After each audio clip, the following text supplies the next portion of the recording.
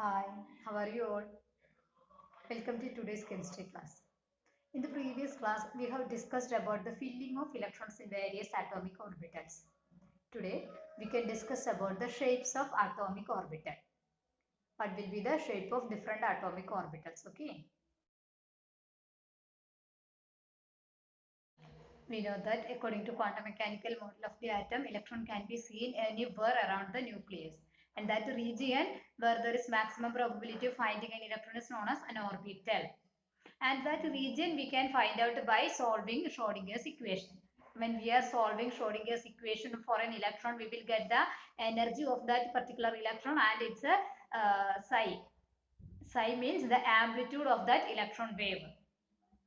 And when we are taking the square of that psi, it will give the probability of finding that electron in a particular area.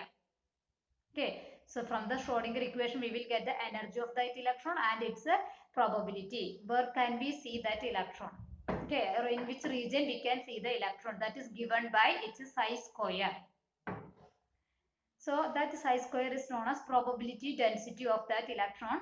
And when we are finding out the probability density of a particular electron in a region around the nucleus, we will get the shape of that orbital. Okay. Now, the probability of finding the electron at a distance from the nucleus we can calculate, and when we are plotting that probability against the distance from the nucleus for an electron present in a 1s atomic orbital, we will get a graph like this. Okay, so the probability of finding a 1s electron at various distances from the nucleus, we will get a graph like this. What can we infer from this graph? This is the point where the distance from the nucleus is 0. That means this is the nucleus. And when we are going here, the distance from the nucleus increases. Okay. When we are going here, the distance from the nucleus increases, and this represents the probability density of 0. So at this point, that is at the nucleus, the probability of finding the electron is 0. And when we are going up, the probability of finding the electron increases. Okay. So at this point, the probability is 0. And as the distance increases and reaches to this value, the probability of finding that electron is maximum. Okay. So at this particular distance from the nucleus, the probability of finding the electron is maximum, and it decreases as the distance from the nucleus increases. So here the distance is increasing. So the probability is decreasing as the distance from the nucleus increases and reaches to 0 at this particular distance. Okay. So here at this distance, the probability of finding the 1s electron is 0. So we can tell that we can see the 1s electron at a distance from here to here. That is from the nucleus to only this much distance. Okay. So how can we show diagrammatically that if this is the nucleus, at the inside around the nucleus at these all places we can see the electrons. Okay, that we can these electrons we can represent as dots. This is known as electron cloud representation, that already we have studied, isn't it? So up to a particular distance we can see the electrons, and that region we can represent by these dots. Okay, then after a particular distance its probability decreases, probability reaches to 0. That means after a particular distance the probability is 0. The probability of finding that 1s electron is 0. That means only up to this much distance we can see the electrons present in 1s atomic orbital. Okay. So we can tell that this is the shape of the 1s atomic orbital. That means the region around the nucleus where can we see that particular electron. That is known as an orbital, isn't it? So we can see the 1s atomic orbital only in this region. So this region can be called as its atomic orbital or 1s atomic orbital. Now, can you tell what will be its shape? Already I told in quantum mechanical model of atom, it is three-dimensional, isn't it? So, the three-dimensional space can be called as 1s atomic orbital. So, what will be its shape? Sphere. Okay. So, we can tell that this 1s atomic orbital is spherical in shape. Okay.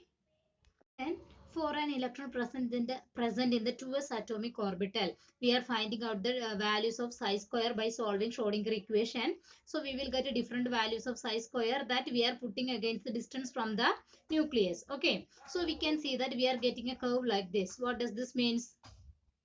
The value of psi square, that is the maximum probability of finding the electron, is near the nucleus, isn't it? So near the nucleus, the probability of finding 2s electron is maximum. Then it decreases as the R increases, isn't it? As the value of R increases, it decreases and reaches to 0. At this particular distance, it reaches to 0. That means at this distance from the nucleus, the probability of finding the 2s electron is 0. Then it again increases and reaches a maximum value. Again, it decreases to 0. Okay. So this is the probability of finding 2s electron around the nucleus. So how can we represent it? Suppose this is the nucleus.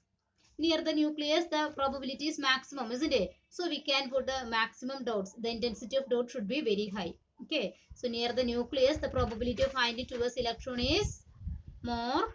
Then it reaches to 0. So after a particular distance, suppose after this distance, it decreases to 0. 0 means there is no chance for seeing the electron. So we don't want to draw these dots. Okay.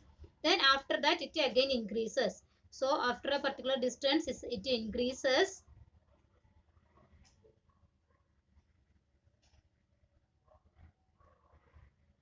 Then again reaches to a higher value, isn't it? Maximum value. So we can draw like this.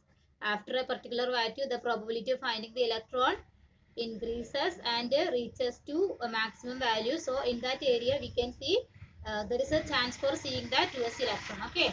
So almost this will be the shape of that 2s atomic orbital, or in this region around the nucleus we can see the 2s atomic orbital. Okay. So it is almost spherical in shape, isn't it? So in a three-dimensional figure, it will be spherical in shape. So in this region, in this blank region, there is no chance for seeing the electron. That region can be called as node. Okay, or nodal region. Means in that region, we cannot see the electron. The probability of finding the electron will be 0. That region can be called as node. Okay. Like that, the 3s atomic orbital can be represented like this. Near the nucleus, there is a maximum probability. Then after a certain distance, it decreases to 0. Again it increases, then again decreases to 0. Then it again increases. Okay, so this will be the shape of 3s atomic orbital. Again, it is also spherical in shape. Okay, even though it is represented here as two-dimensional figure, it is spherical. It is three-dimensional in nature. Okay. So in the case of 3s atomic orbital, we can see there are two nodes. Here there is a region where there is 0 probability of finding the electron. This can be called as node. Like that, here also there is a nodal region, isn't it? So for a 3s atomic orbital, there are two nodes. And for a 2s atomic orbital, there is only one node. Okay. So like this, all s atomic orbital will be spherical in shape, but there will be nodes, some nodal regions. Okay. So generally we can tell that s atomic orbital is spherical in shape. And here we can see that in the 1s atomic orbital there is no node. And for 2s atomic orbital there is one node. And for 3s there are two nodes, isn't it? So the number of nodes will be equal to n minus 1, where n represents the principal quantum number. Okay. So for 1s atomic orbital, n is equal to 1. That means 1 minus 1, 0 node. Then for 2s atomic orbital, n is equal to 2. So 2 minus 1, 1 node is there. Then for 3s atomic orbital, n is equal to 3. So 3 minus 1, 2 nodes are there. Like that it goes. Now when we are finding out the probability of p electrons, the probability of finding p electrons, we can see that if this is the nucleus, for some of the p electron, the maximum probability is along this direction, in this region, along the x direction. That is, in this region we can see some of the p electrons. Okay, so that region we can represent by dots. So some of the p electron is observing in this region around the nucleus. Here there is the nucleus. Around the nucleus, in this region we can see some of the p electrons. So that region can be called as a p atomic orbital. And that orbital can be called as px atomic orbital, because it is present in the x direction, isn't it? So that atomic orbital can be called as px atomic orbital. Then some other kind of p electron is present in this direction around the nucleus, that is along the y-axis. So that region around the nucleus where there is maximum probability of finding p electron can be called as py atomic orbital. So some of the p electrons are finding in this region around the nucleus. So since this region is along the y direction, this can be called as py atomic orbital. Okay. Electrons present in the p atomic orbital is found in this region, that is their maximum probability is here. The sum of the particular electron present in the p atomic orbital is seeing in this region around the nucleus. So this region around the nucleus can be called as pz atomic orbital because it is along the z direction. Okay, so this can be called as pz atomic orbital. So these are the shapes of px, py and pz atomic orbital. Okay, px atomic orbital along the x direction, y direction and z direction. Got that all of you? So these are the different orientation of px, py and pz atomic orbitals. Okay, each of this can be called as a lobe. One of this lobe is having a positive sign and the other one is having a negative sign. And this shape, it is known as dumbbell shape. The shape of these atomic orbitals are known as dumbbell shape. Okay, so p atomic orbitals are having a dumbbell shape. The next type of atomic orbital is d orbitals. Okay, so in d orbitals, the electrons in first kind of d orbitals, the electrons are present around the nucleus in this region, that is in between the x and y axis. Okay, so this is the arrangement of electron, or in this region electrons are revolving around the nucleus, and this type of d orbital is known as dxy. And the second type of d orbital, in that the electrons are present around the nucleus in this region, that is in between y axis and z axis. Okay, so only three axes are there, that is x, y, z. So in between the y and z axis the electrons are present. The electrons are revolving around the nucleus, and that type of orbital can be called as dyz atomic orbital. Okay, now the next type of d orbital, the electrons are revolving around the nucleus in between the x and z axis. This is the region of electrons present around the nucleus. In this region, the electrons are present around the nucleus. That type of d orbitals are known as dxz d orbitals. Then the next one is dx square y square. In that particular orbital, electrons are present along the x direction and along the y direction. Okay, so the electrons are present along the x and y directions. That type of orbital is known as dx square y square. Then in the last type of d orbital, the electrons are present along the z axis.